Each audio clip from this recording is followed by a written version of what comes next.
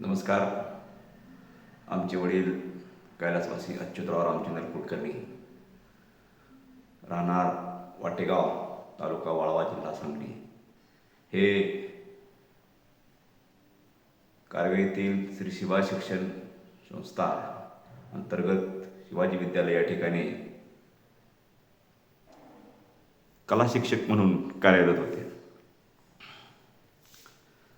त्यावेळी त्यांना लाकडी वस्तू करण्याचा छंद जोपासला आणि त्या माध्यमातून त्यांनी जवळपास 500 ते 550 हे लाकडी वस्तू तयार केल्या.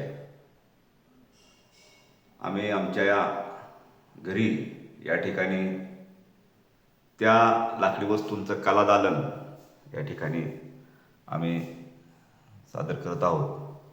या ठिकाणी बैलगाडी, यानंतर विविध प्रकारची वाद्य जी भविष्यात कालबाह्य होणार आहेत, प्रत्येक वस्तू करताना त्यांनी शास्त्रीय आधार देखील या ठिकाणी घेतलेला आहे.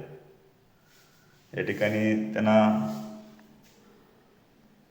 बोरू रायटिंगच्या माध्यमातून मोरोपंतकृत श्री भगवद्गीता समश्लोकी या अध्यायाचं देखील त्यांनी लेखन या ठिकाणी केलेलं आहे.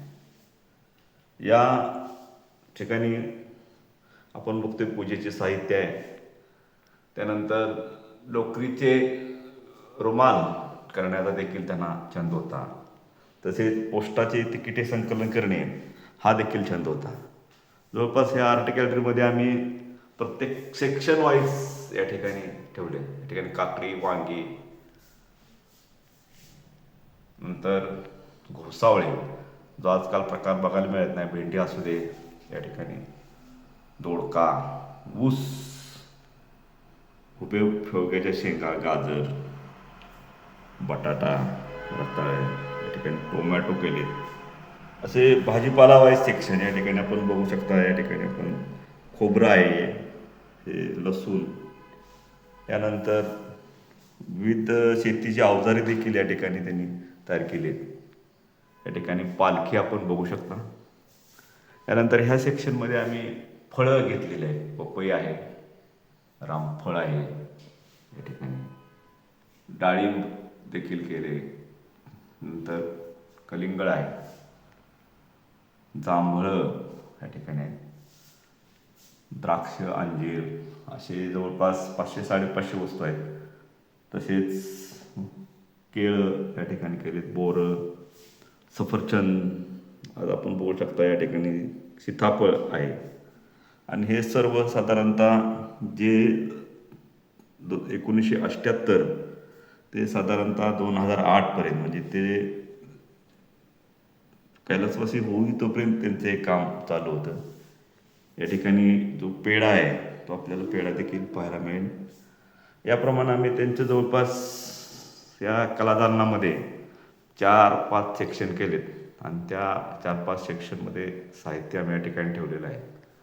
आणि व्हिजिटर वगैरे येतात, त्यांना देखील हे बघून खूप छान वाटतं.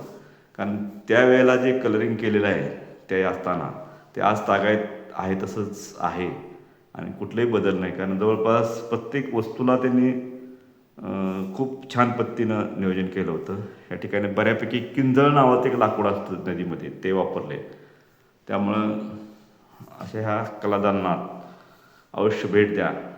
आपल्याला सर्वांना आग्रहाचं निमंत्रण राहील.